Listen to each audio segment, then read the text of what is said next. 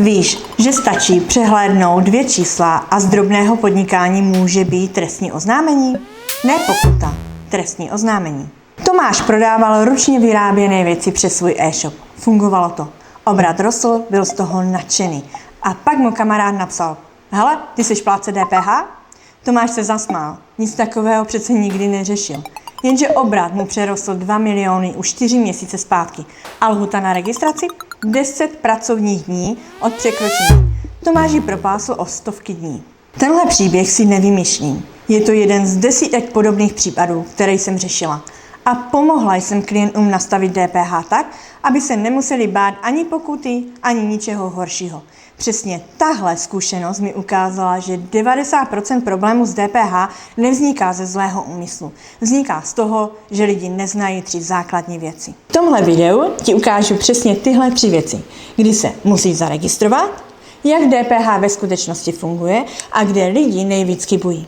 Na konci ti řeknu fakta o tom, co přesně hrozí, pokud podceníš od pokuty až po roky vězení. Ne, abys měl strach, ale abys přesně věděl, kde je ta červená čára. Představ si, že právě tyhle 3 věci pomohly Tomášovi vyhnout se opakování chyby. A stejně tak mohou pomoci i tobě.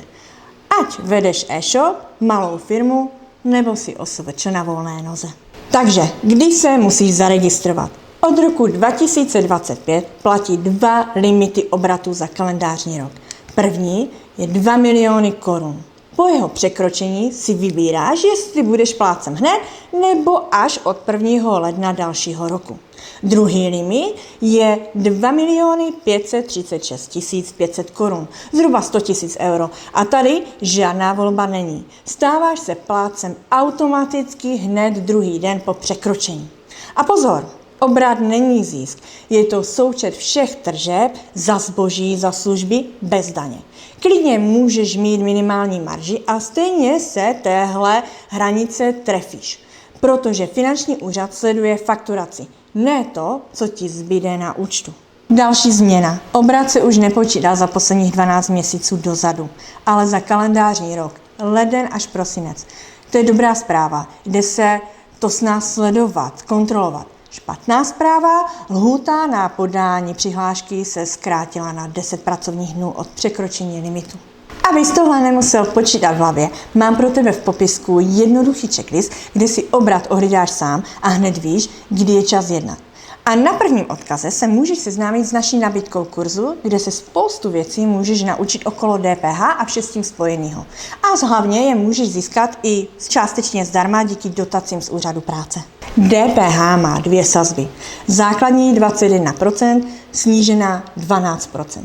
Většina služeb a zboží spadá do základní. Snížená platí třeba na jídlo v rámci stravovacích služeb, ale pozor, nápoje kromě vody, mléka a pár výjimek zůstávají v 21. Jako plátce si můžeš DPH na vstupu odečítat třeba z nákupů pro firmu.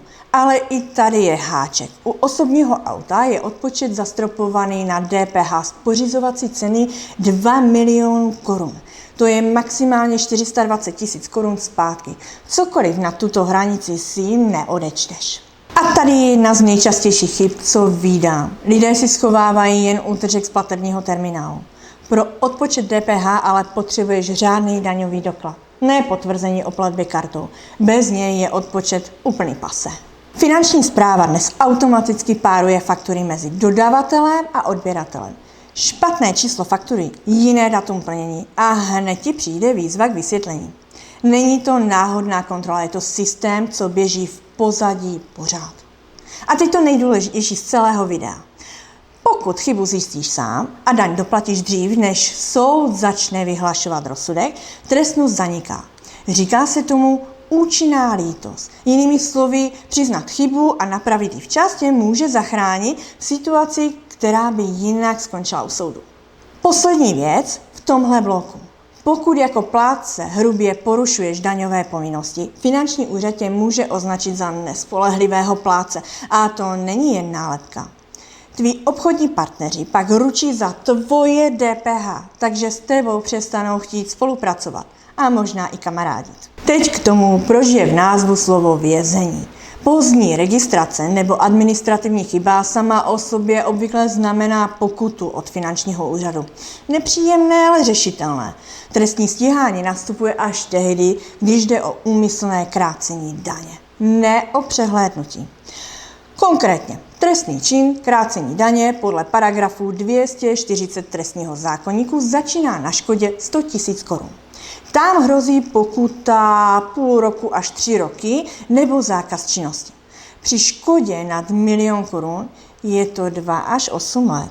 No a nad 10 milionů 5 až 10 let vězení. A teď důležité. Zákon vyžaduje úmysl. Pokud uděláš chybu z neznalosti, nejde o trestný čin, ale finanční úřad i policie posuzuje tvoje jednání podle okolností, ne podle toho, co říká, že jsi myslel. Proto se vyplatí mít všechno podložené a transparentní. A co dělat, abys to nikdy tohle nezažil? Pravidlo 1. Nesleduj obrat jednou za rok na poslední chvíli. Kontroluj ho měsíčně, ideálně v účetním programu, který tě sám upozorní na blížící se limit. Pravidlo 2. Neodkládej přiznání na poslední den a komunikuj se svou účetní nebo finančním úřadem dřív, než problém nastane, ne až po něm. A konečně pravidlo 3. DPH se v posledních letech měnilo skoro každý rok. Co platilo loni, nemusí platit letos. Proto vzdělání v téhle oblasti nikdy nekončí. A proto vznikl náš ojedinělý kurz, případně pro tebe i konzultace, kde tyhle změny sledujeme za tebe. Pokud chceš mít jistotu, že tvoje DPH je v pořádku, ať si teprve začínající podnikatel nebo to třeba už řešíš roky, mrkni na odkaz v popisku. Najdeš tam bezplatnou konzultaci. A pokud tě tohle téma opravdu zajímá, zůstaň u kanálu. Příští video bude o DPH v zahraničních klientů. A to je oblast, kde dělá chyby snad každý druhý.